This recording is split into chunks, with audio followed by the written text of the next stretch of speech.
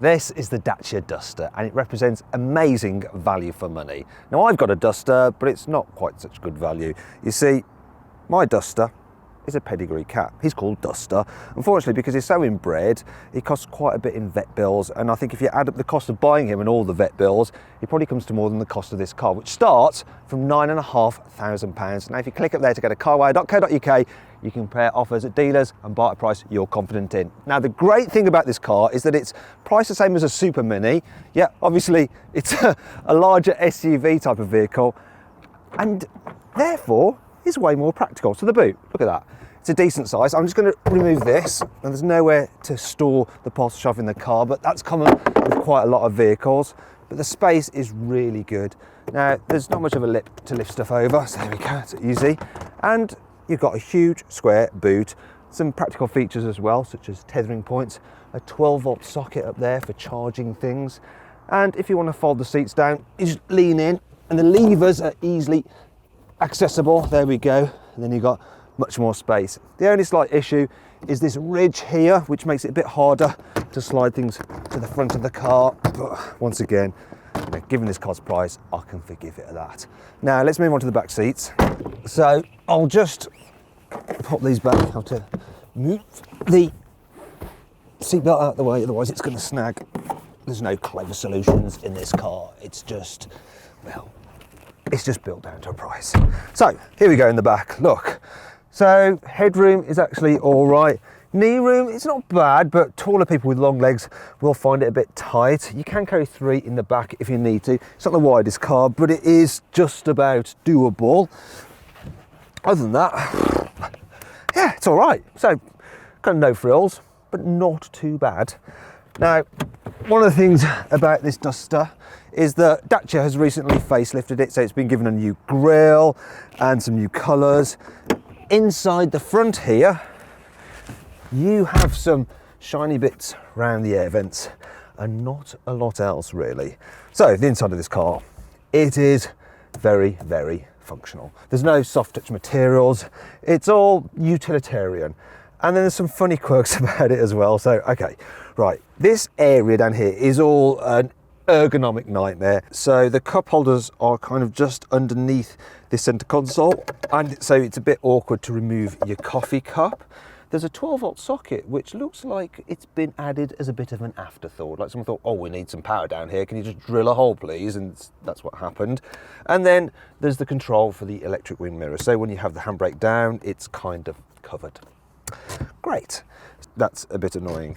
So too is the fact that really, while the price starts at £9,500, you're not going to want that car because it doesn't have air conditioning, and you're not really going to want to take your family in a car without aircon. So if you want a Duster with aircon, you have to pay from just under £13,000 for the Laureate model, which is what this one is, and then you get various bits and pieces.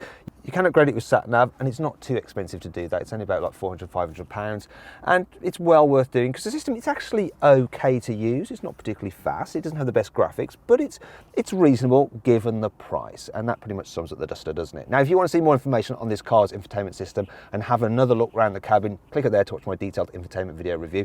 And I'll just finish up now by talking about some of the Cubby Spaces. So yes, they're all right to the door bins. You can fit a large bottle of water. Incidentally, there's no door bins in the back though, which is a bit of a shame. And yeah, the glove box, that's a good size. There we go. So that's all the practicality stuff dealt with. It's time to hit the road. I'll tell you what, let's start off with the good stuff.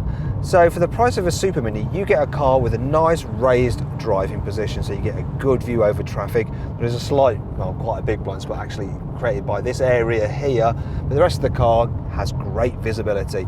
Even the back window's nice and large, and if you click up there, you can see for yourself by joining me for 360-degree passenger ride video. What's also good are the engines.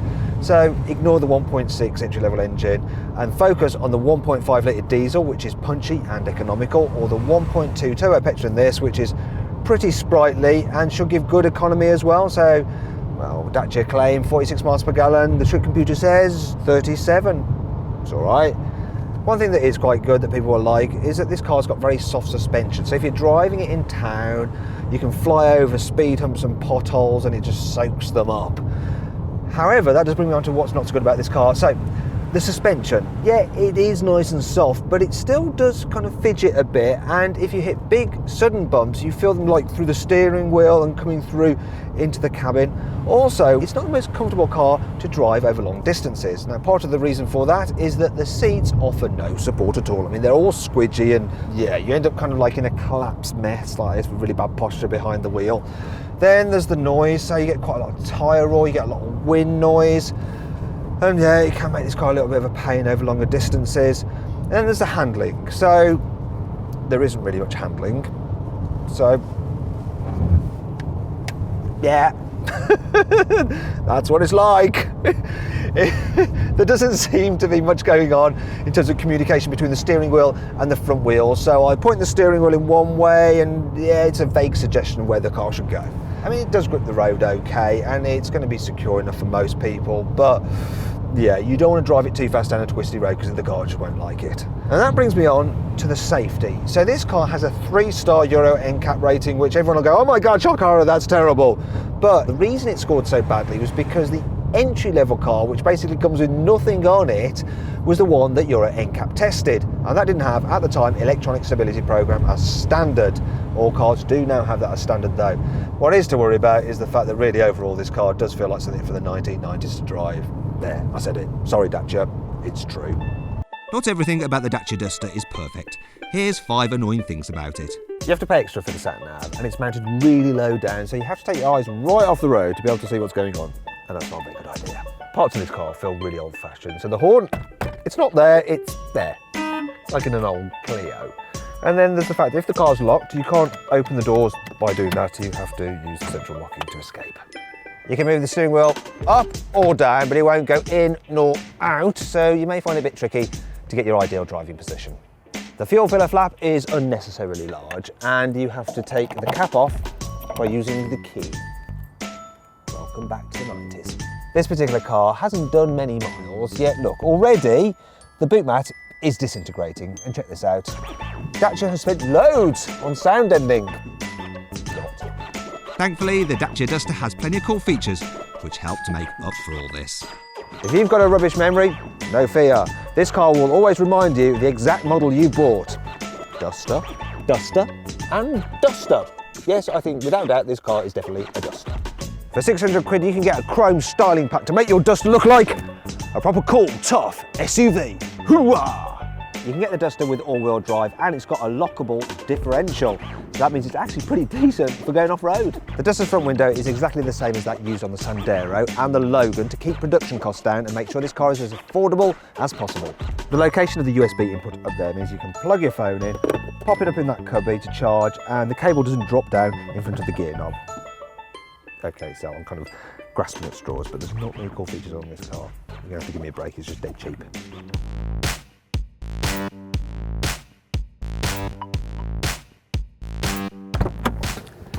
Now, if you click up there, you can go to carwow.co.uk for more information and to save an average of £250 on a new Dacia Duster.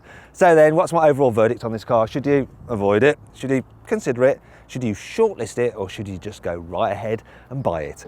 Well, I reckon you should consider the Dacia Duster. You know, it does feel a little bit bargain basement, but you can't argue that it offers great value for money. If you enjoyed this video, please like it and share it, and click up there to subscribe to our channel. There for the detailed infotainment video, there for the practicality video, and up there for the 360-degree passenger drive video on the Dacia Duster. Now, did you spot the Easter egg? It was the Duster in the car's glove box. Okay, so technically this is a microfiber cloth, but oh well.